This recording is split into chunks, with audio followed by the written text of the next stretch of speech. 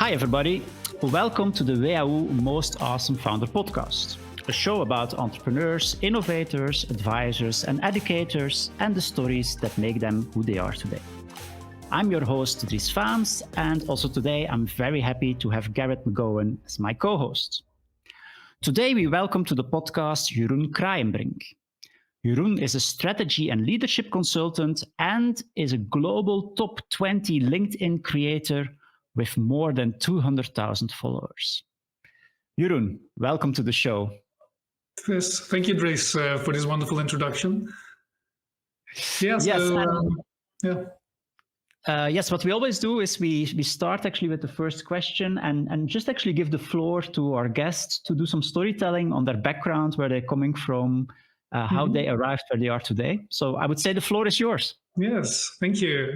Let me skip the first 20 years of my life. I was born and raised.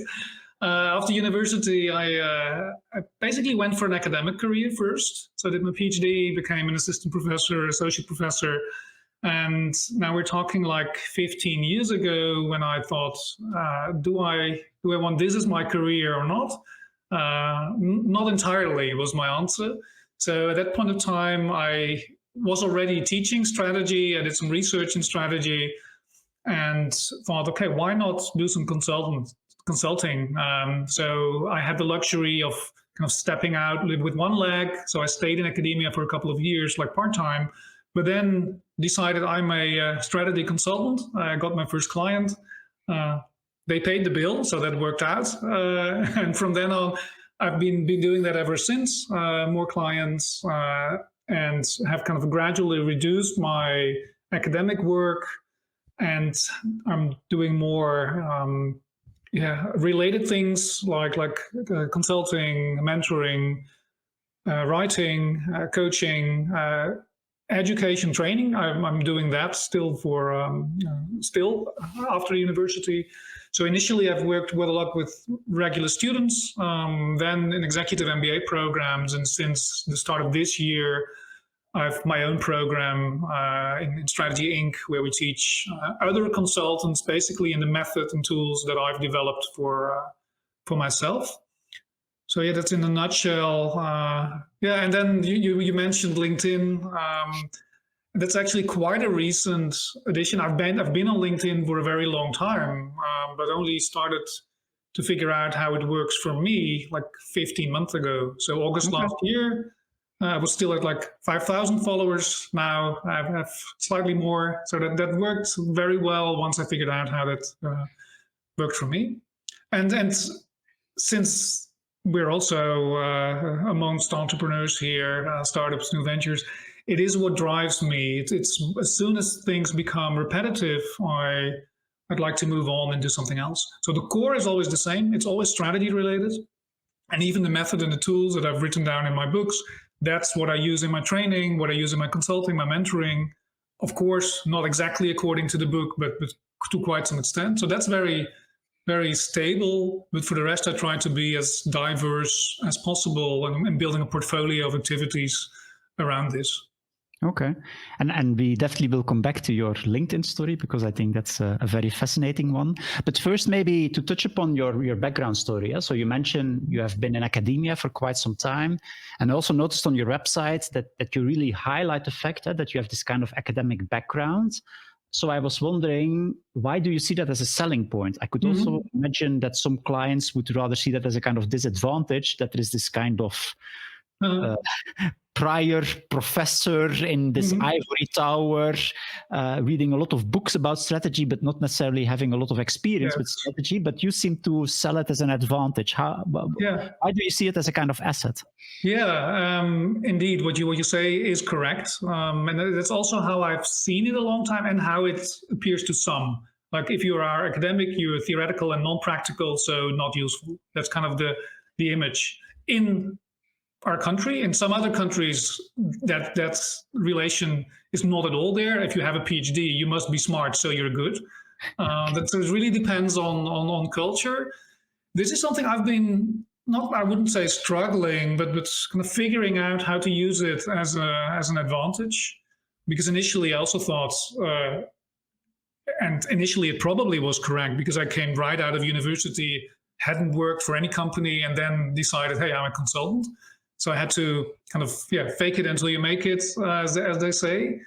But gradually, it has become an advantage. And you see, I think, over the past 2 decades, and maybe even longer, but there's a lot of critique and criticism on consultants that they do like a trick, a quick and dirty work, that it's shallow, that it's not, it does not have enough depth, or that it is kind of creating a dependency where the consultant does the job and then creates, let's say, a need for the next project, and then there is a dependency on the consultant forever.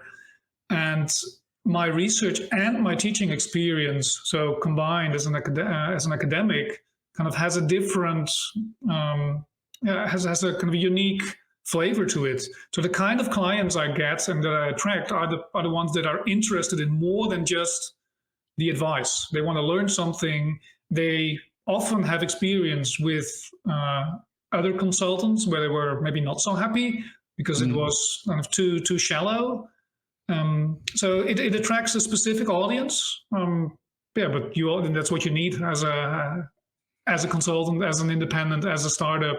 You need a profile for that it's attractive for a specific customer group. Yeah. Gerrit, you also have experience as a strategy consultant, if I remember well. Would you agree with that point of view, or what would be for you the kind of added value of a kind of academic experience? I mean, my consulting experience is a little bit different because I did my master's in international development, and then I went on to be a consultant in that space. So I think that was some of the gravitas I needed in order to do that. But maybe I would push back to Jeroen with a question based on your question, Dries, which is, and I think it's relevant to a lot of young people that are coming out of university, master's, PhD programs that are thinking they want to leverage the expertise that they have gained in their research or whatever their subject. I built my first consulting firm while I hadn't even finished my master's thesis yet, and I was still wrapping up that program. And like you, I felt like I did a little bit of fake it till you make it, and kind of try to establish a brand when I didn't have a lot of credibility behind me. I would be interested to hear how you kind of overcame that hurdle, getting the credibility to do this consulting when you really didn't have the client base behind you to validate that. Yeah, interesting question, and it's still something. So because I couldn't use clients, so I really had to focus on method and approach, because I was a nobody at that time, at least in their eyes, and having published in any academic journal didn't count.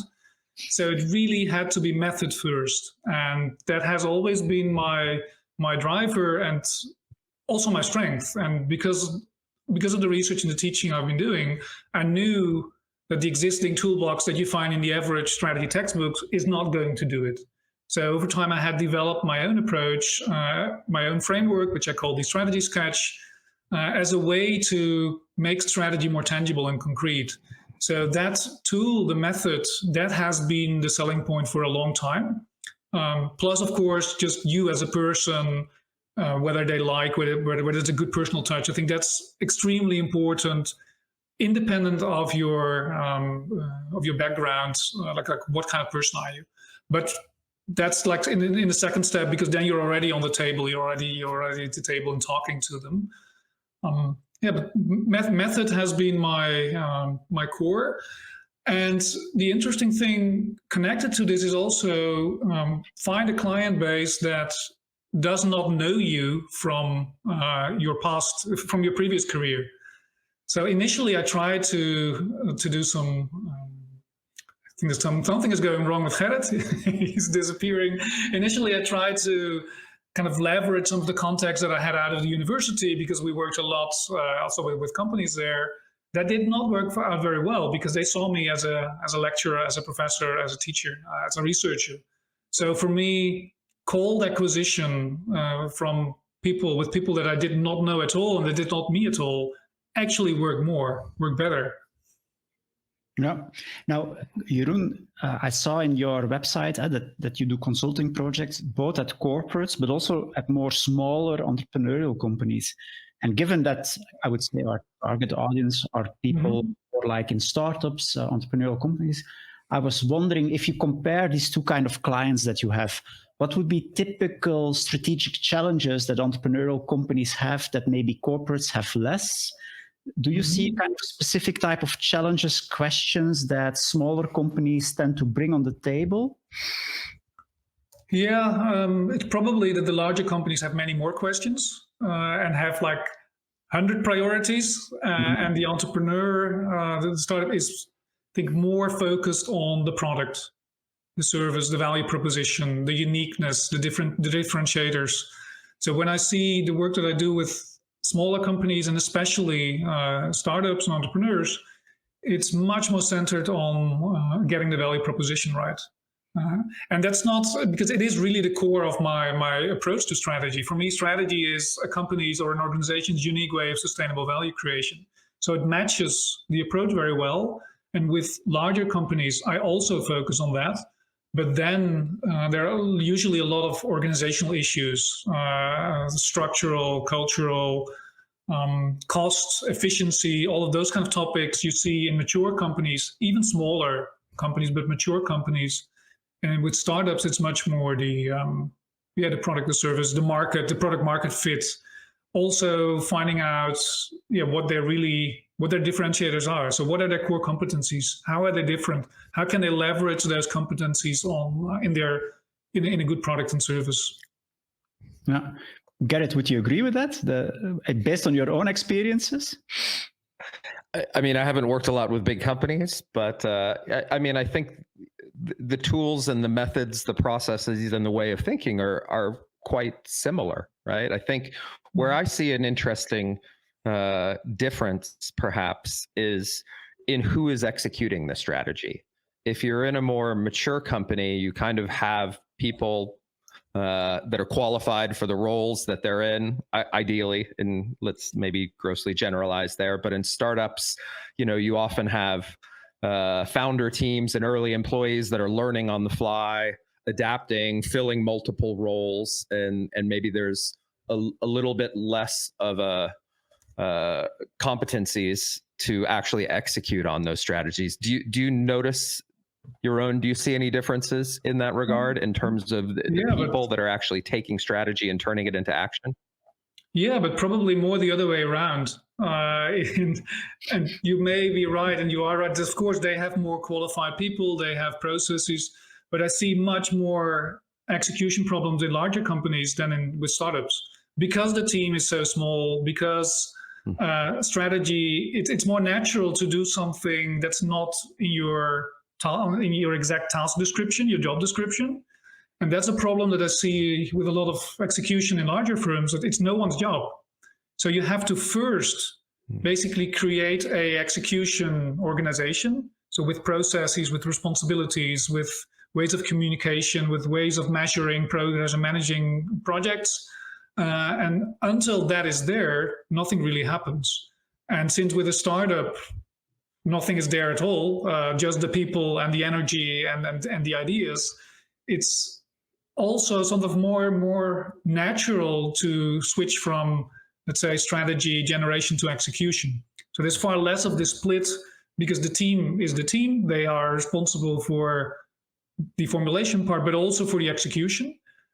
So there's a lot of benefits in a startup in relation to the main problems that cause so much failure in strategy is the disconnect between strategy formulation and execution. And in large corporates, that has been kind of institutionalized, and in small companies and startups, that's still much more organic. So I almost see the opposite, in the sense that it's easier in startups, because also the mentality to adopt new things and act upon that is bigger, and it works smoother. Until a certain point, of course, when we really have to get it into habits, routines, and structures, then we're talking about a different issue. But that's the maturing of a startup, the problems they suffer anyway. I totally understand where you're coming from. I think of it perhaps as more of the structural issues of the kind of slow moving tankers of the corporates. And, you have different business units with conflicting objectives, and sometimes that creates this stasis condition. I want to ask you another question, and I want to bring it back to its roots, because I work with mostly founders. And when I talk about strategy with founders, I think there's some preconceptions that sometimes exist, where especially a lot of young entrepreneurs that have been, taught that this kind of lean startup, very iterative, hypothesis testing, learning process is the core to going from zero to product market fit. And this perception is that, strategy is more of a linear, preconceived process. Can you maybe clarify, as an expert in this space, is there a differentiation there? Is that a misconception? And if so, how? No, it is there. And I think it's lean startup, business modeling, iterative process, as you said, hypothesis testing, to the much more short cycle, agile, adaptive approach. I try to push back a little bit there, because the whole point of strategy is to create some stability in a very hectic, dynamic, complex, uncertain environment. So if we would turn strategy into something fully adaptive and short cycle, then we kind of throw out the baby with the bathwater, and we have nothing left, and we're basically just executing and learning and trial and error. So for me, it's two things. One is get the attention from just the product fit, the product market fit, and the value proposition, because lean startup is mostly also focusing on that part. And that's where you can kind of iterative, and you need the market, because you need to find out whether your customers like your products and what their needs are and so forth. But the other elements of strategy, so thinking about the long-term partnerships you need to set up, think about the competencies you need to build, think about your culture, the structure of your company, the cost structure, how you deal with risks. So there's a lot of other elements in a strategy that need to be addressed. So that's where I try to help them. Okay, there's more than just these kind of 2, 3, 4 points that you are paying attention to. There's 7 more. And the other thing is, okay, one does not exclude the other. We can be iterative with, for instance, fine-tuning your value proposition, and at the same time think about the long term. And for me, the mantra is, or the motto is, monitor eagerly and change reluctantly. And I think that part, the change reluctantly, is something that is more difficult for them, because that's where we want to set out the long-term objectives. So I think there's not a contradiction there, but it's also when, and probably the group that comes to me is a biased group, because they are already aware that they need something like this. But yeah, that's how I try to deal with that. There's always iterations you can make, but as long as you have this long-term orientation, like if what I do now does not bring me into problems like 3 years from now.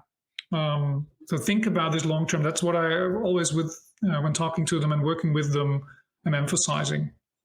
And also, and that's what I do with large corporates as well, is treat your there is no such a thing as a final strategy or a strategic plan. It's always temporary, and you are always wrong.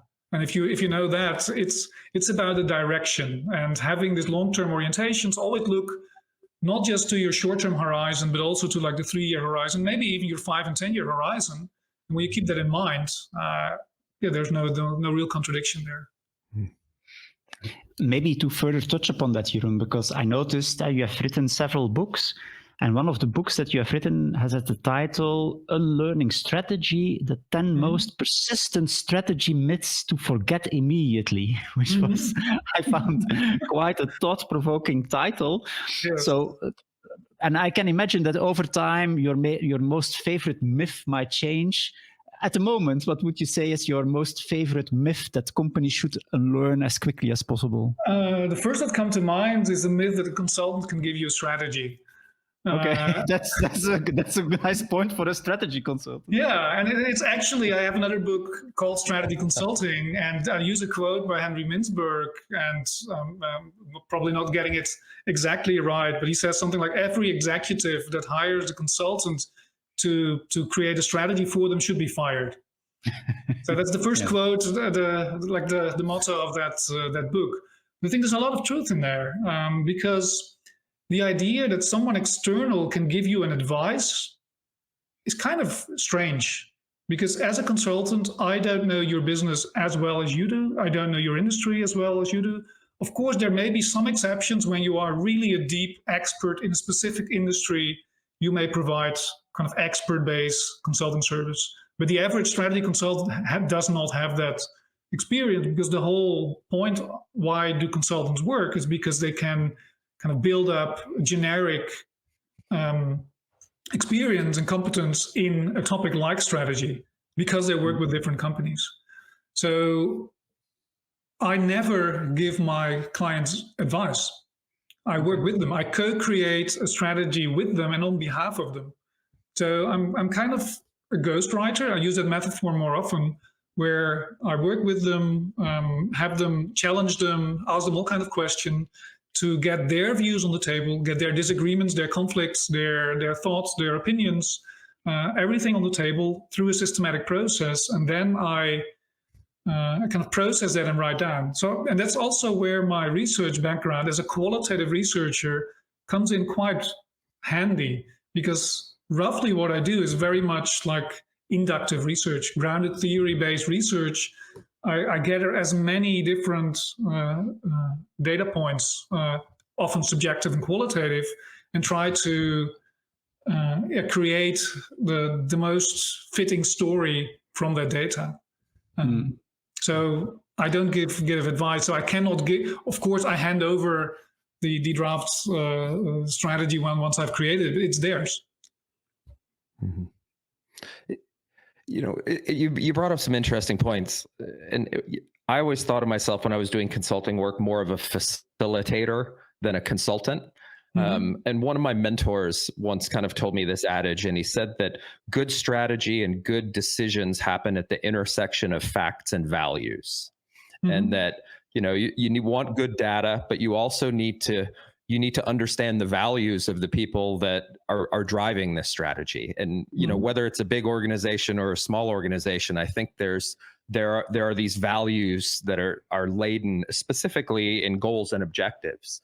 I'm curious, so when you think about goal setting, objectives, whether it's working with a big company or a smaller company that really in some ways are the framework of analysis for all strategies, how do you deal with stakeholders with different perspectives, different decisions? Do you find that you spend a lot of your work kind of working towards consensus in organizations, in kind of determining what the direction should be?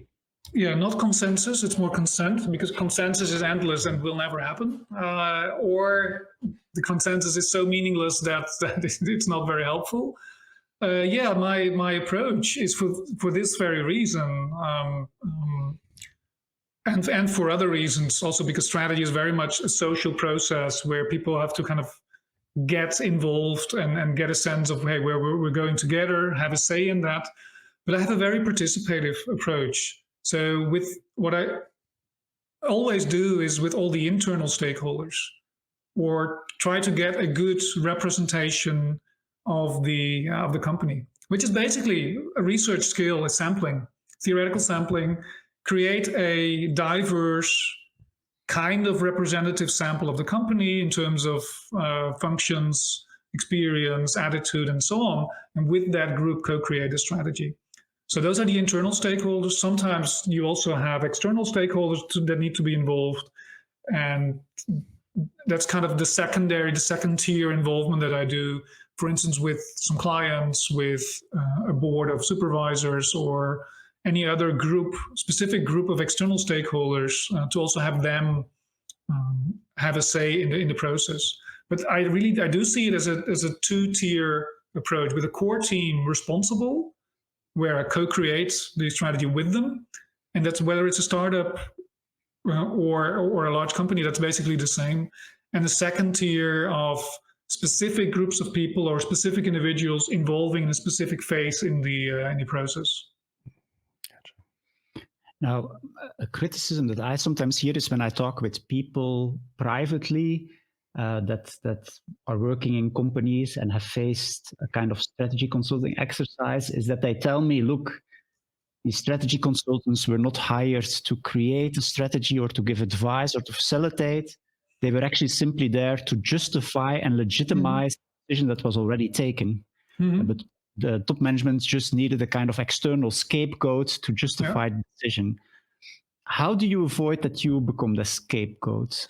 I tell in the very first meeting with the potential client that this is not what I'm going to do. And if this is what they look for, find someone else. Yeah. And also that the outcome may be something they don't like, and that I will challenge their views as well. Yeah, because I think in my book Strategy Consulting, I think I call this pseudo consulting. It's not real consulting. It's just it can be very lucrative, but I think it's almost non-ethical to do so. Yeah. Okay. Good.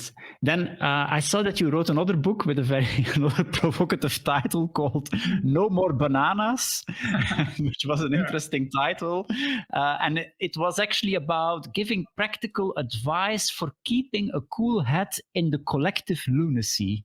Yeah. Now, this really triggered my kind of attention. Can you explain? Can you give us a kind of executive summary of that book? What did we learn from that? Yeah, maybe first a little bit of history, because it's kind of more, it's out of the scope of what I do normally. Yeah, because it's the single book that's not about strategy, and it's a self-help book. And literally, I basically wrote it for myself.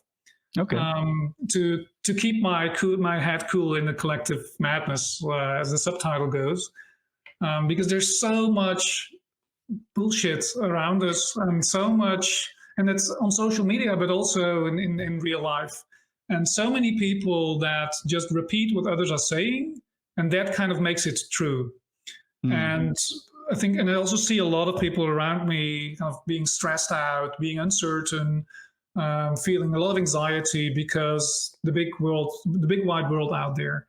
And there is this tendency to say that, we live in a much more uncertain, complex, volatile world than ever before. And if the more we repeat that, the more it becomes truth, and the more it creates stress, and the more we kind of get into this kind of vicious cycle where if everyone else is saying it, it must be true, so I'm going to say it as well, and we all feel lost.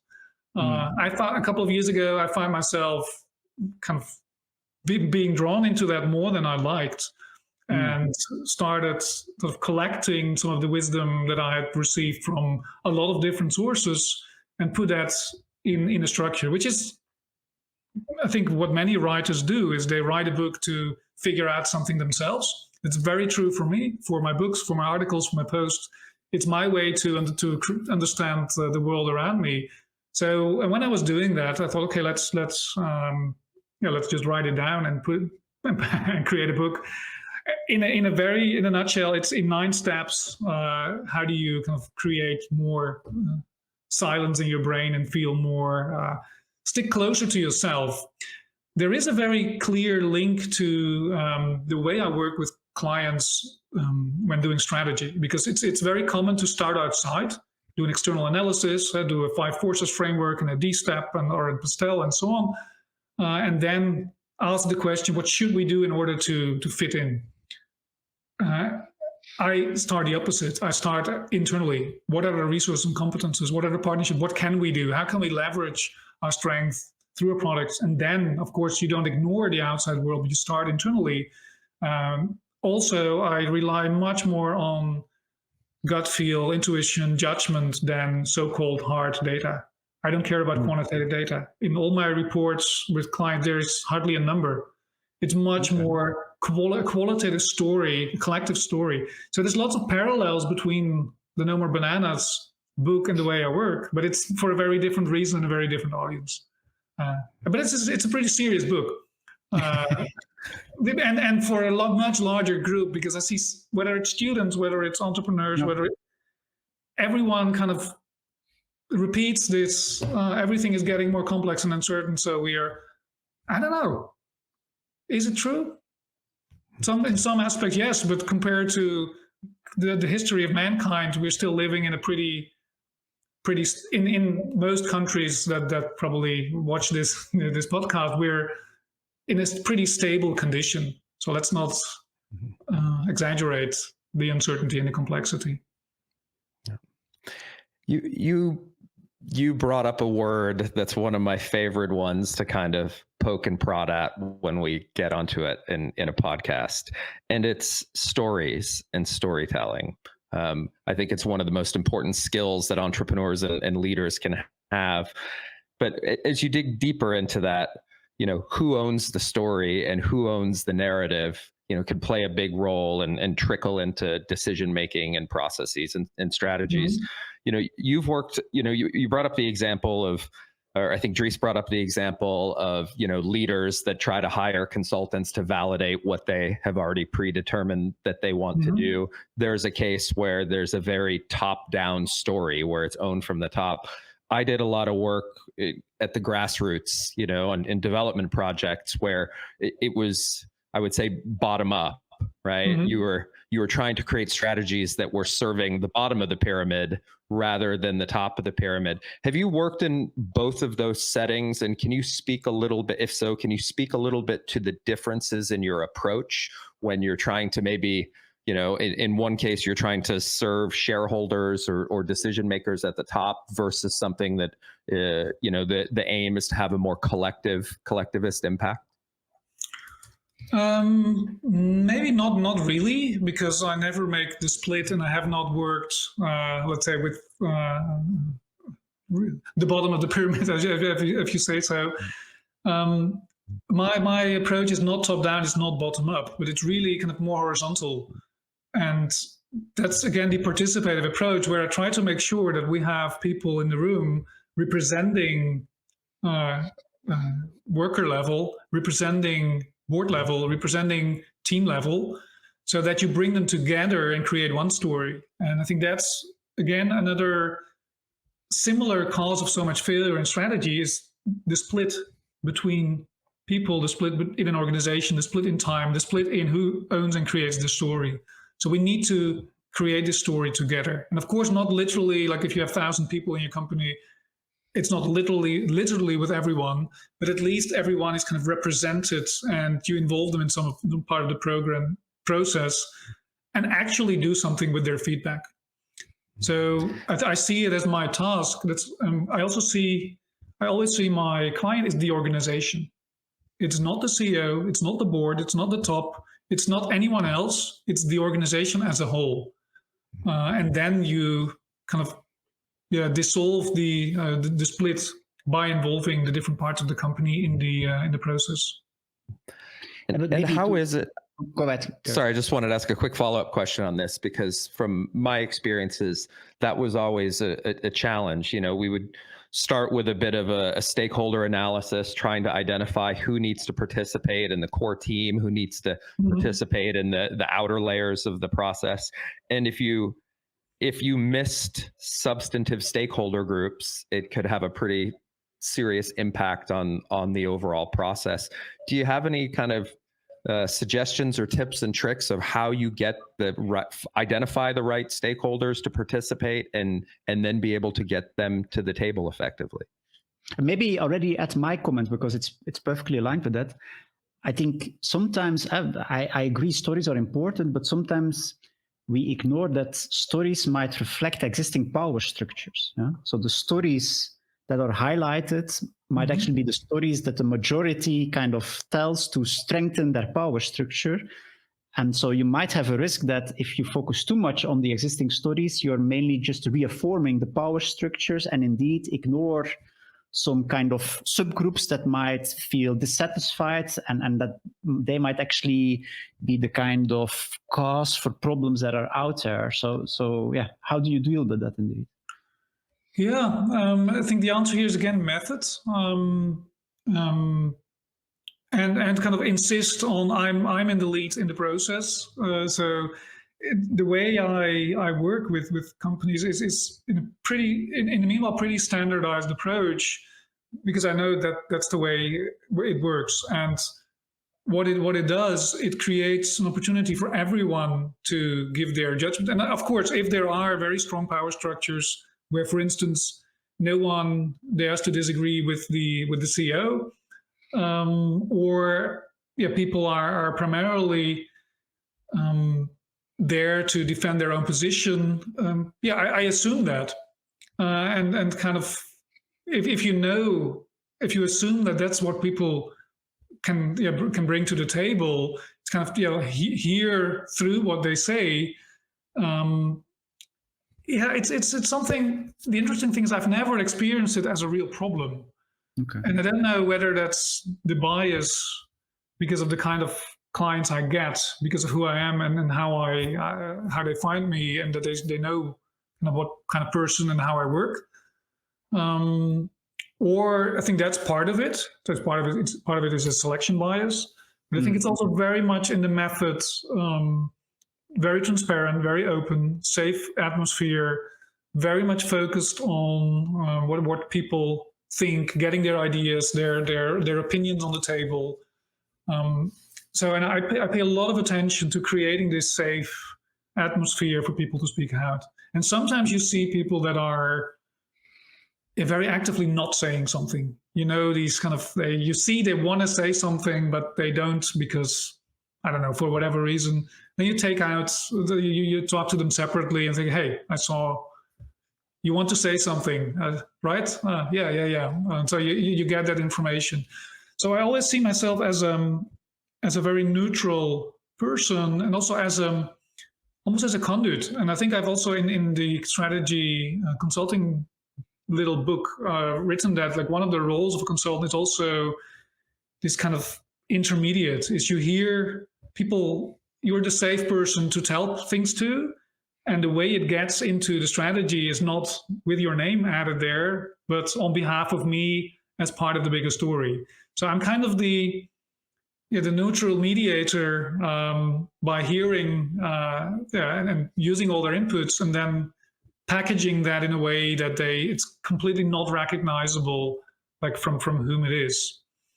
And I know theoretically there's these power structures, there's cultural differences, there's the top that.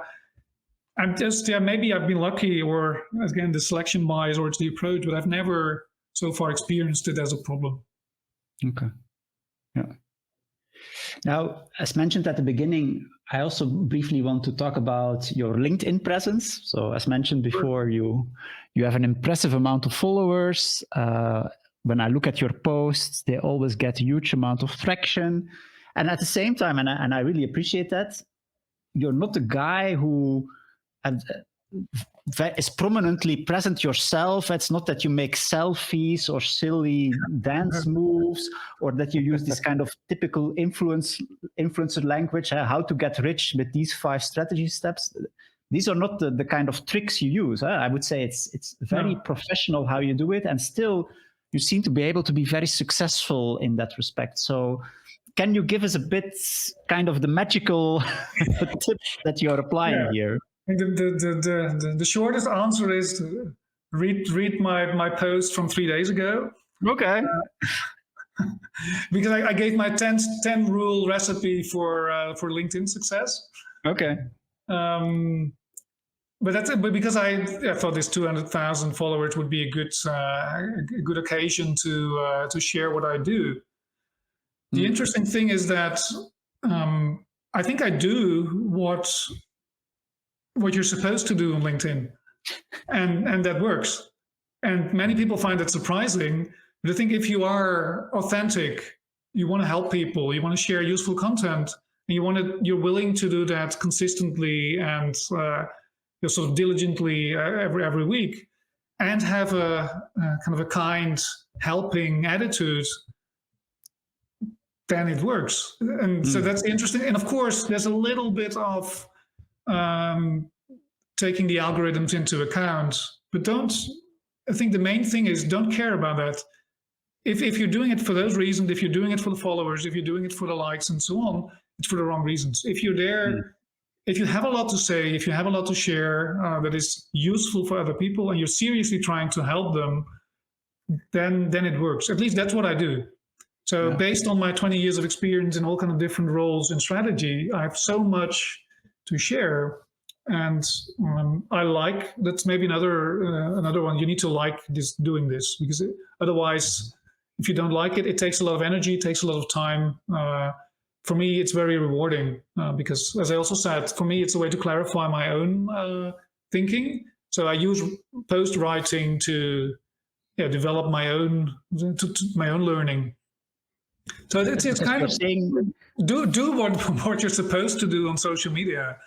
Yeah, and because you're saying it takes time, can you maybe briefly describe what do you need to do to write an average post that you post? Yeah, I think one is you need a pipeline of ideas.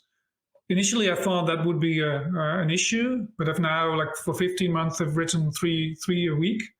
No. So that's like 200 or so, and I have more left than I started with. So the list grows, and that's something that takes not much active time, but attention. So whenever I see a post, I read something. I still do some, for instance, supervision of master students in their report. Sometimes I see an interesting figure, an interesting table. So scan the world, always have this radar, like, hey, is there a post in there? When copy it, put it in my list, and so that's part of the work, but that doesn't really cost specific time. Then, of course, the actual writing. Typically, I would say in my case, it'll be like half an hour for a post from scratch to publish. I have someone create the visuals for me. Okay. My Julia van Montfort, I mentioned her a couple of times also in the recent post on how to be successful on LinkedIn.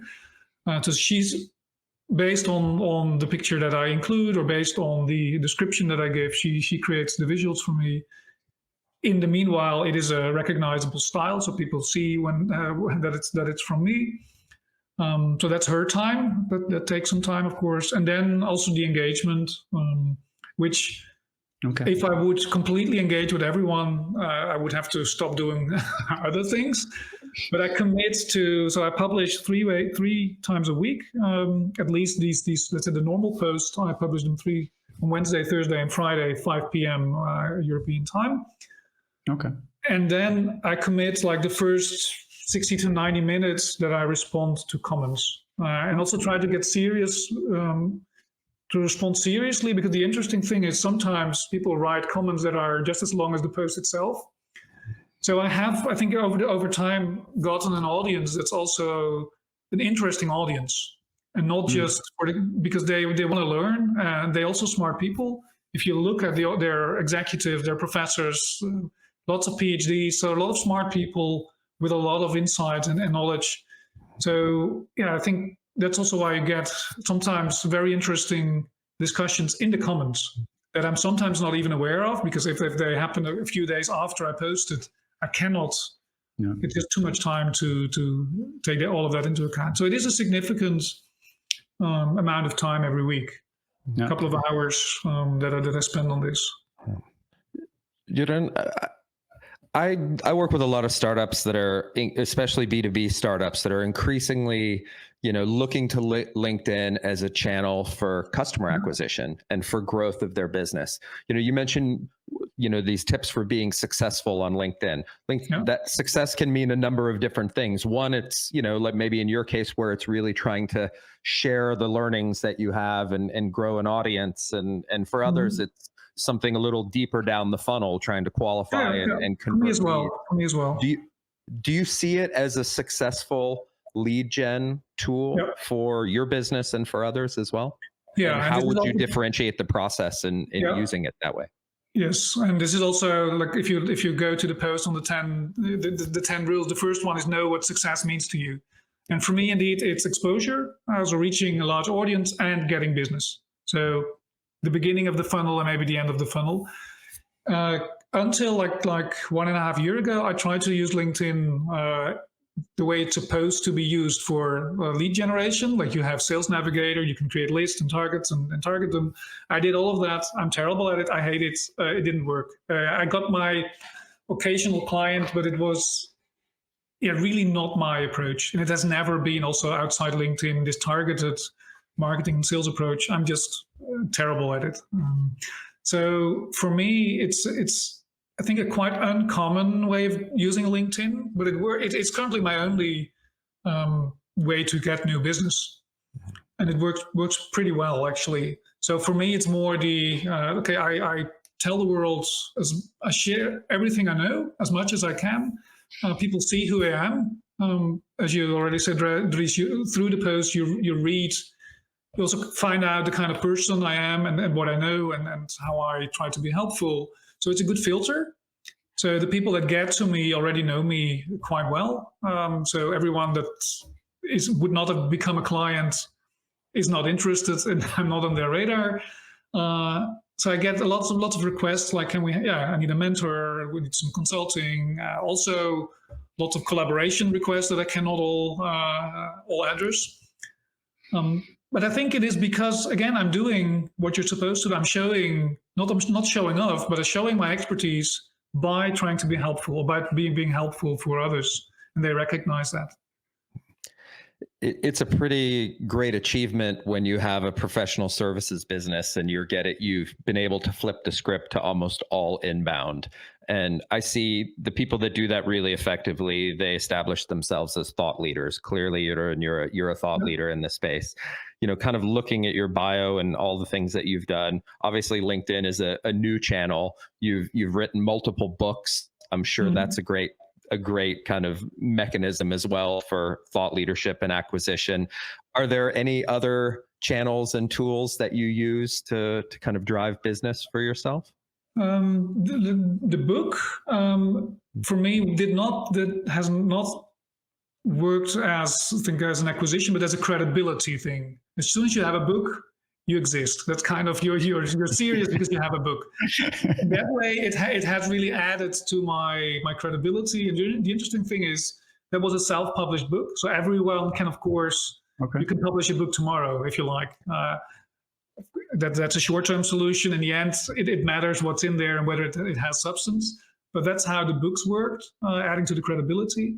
For a long time, my main lead generation and the main source of clients was my executive MBA teaching. So, and the interesting thing but it's a similar kind of approach because I teach them, they have my book. I've taught them like for 7.5 days in a couple of weeks. So, and they practice with the approach. So I try to teach them how I do this. And then they figure out like, okay, that's nice, but can you do it with us? So that has been my main, until 2 years ago, that has been my main source of new leads. Today, it's really just LinkedIn, basically. And I also saw that you have done a lot of contributions in Forbes. Has that been productive in terms of lead generation, or? No, the same like books for credibility, yes. And LinkedIn is really, next to live teaching, LinkedIn is, for me, the only two things that have worked. Yeah, I was also triggered by the word you were saying it's important to be authentic, but can you maybe explain a bit more how you make sure that you stay authentic on LinkedIn?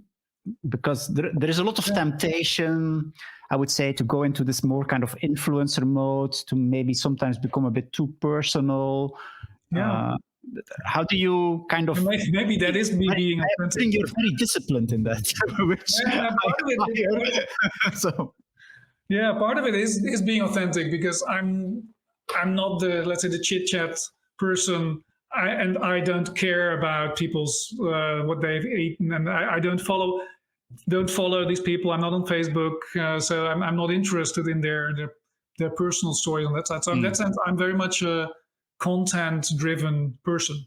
So I like to learn, I like to share, I like content, I like visuals, modules, sharing, all of that. So for me, a large part is being authentic.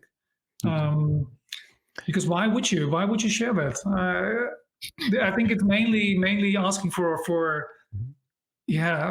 compensating for the attention that you missed. and of course I have that as well, because why else would you like so many followers and be visible? It's also kind of rewarding psychologically to know that there is an audience for what you're you're saying. But I find it very easy. And then maybe one of the things that I needed to learn, and it's also about authenticity, is how and what to write.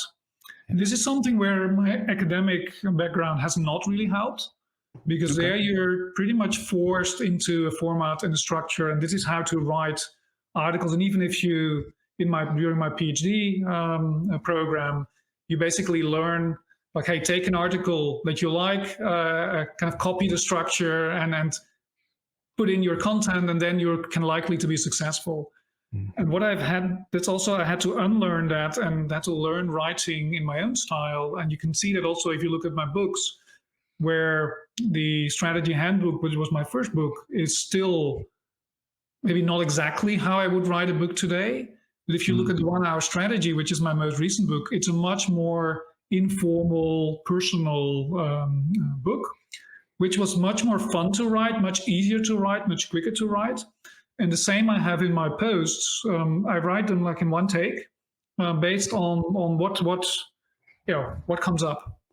And I think this is part of the authenticity, and what people see is, okay, it's not a kind of polished story that has gone through like 15 editorial rounds, but it's a fresh and kind of simple perspective. So that's also in the writing, also try to be, speak out who you are, like write as you are, and the style you want to be. And again, this is the bigger theme in the No More Bananas, in my strategy approach. Find out who you are, what you're good at, what's your style, what's your strength, and dare have the guts to rely on that, and act or interact with the world from that, and not on what they expect from you or what you're supposed to do.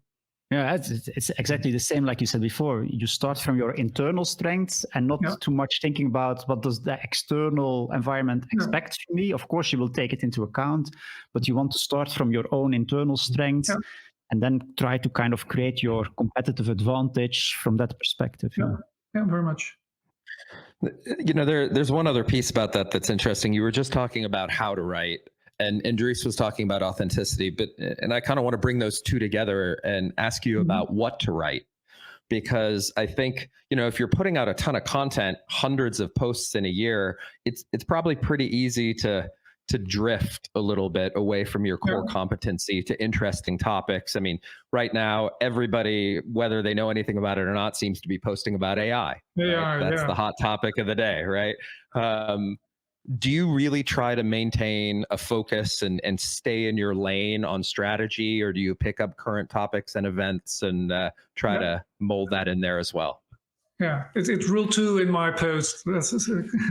Pick your swimming lane. And this is something I learned from Forbes, because there you have to, because I'm a Forbes contributor, which means like there's a theme, it's strategy leadership or leadership strategy, and you can't write about other topics. It's still a very broad lane.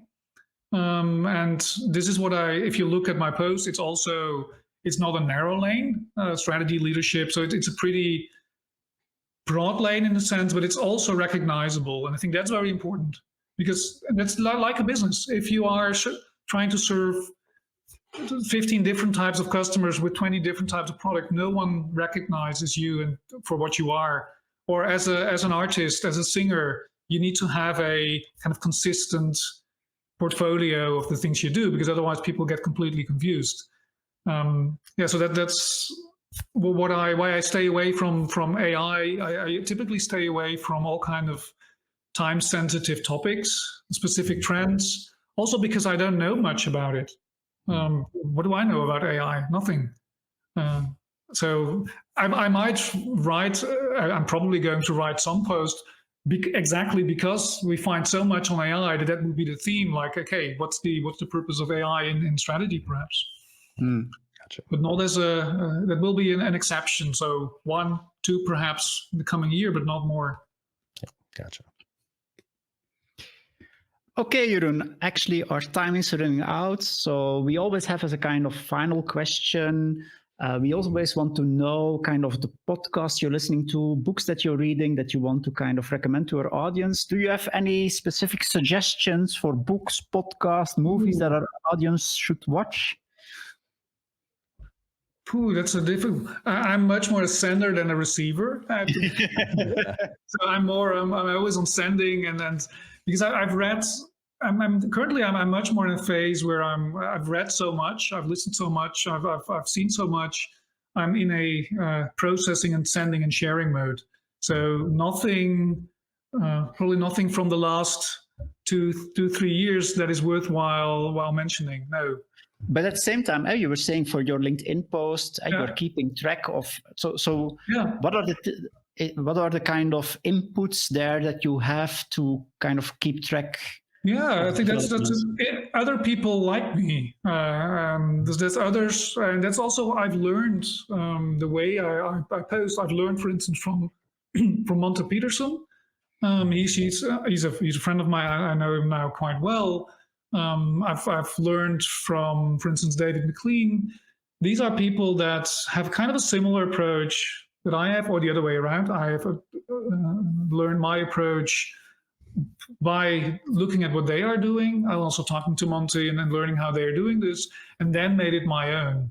So what I do is kind of I have a couple of people like these two and some others that get into my feed on LinkedIn, and I follow them, and that kind of it's for me also the source of new information. Okay, clear. Okay, Jeroen, then I would say thanks a lot for sharing these insights. I think our audience will also really like to hear these kind of tips on how to kind of get some additional traction on LinkedIn. Sure. So thanks for sharing that. And I hope that our audience also enjoyed this episode, and please stay tuned for the next one in 2 weeks. Thank you. Yes, thank you. Thank you very much. Bye.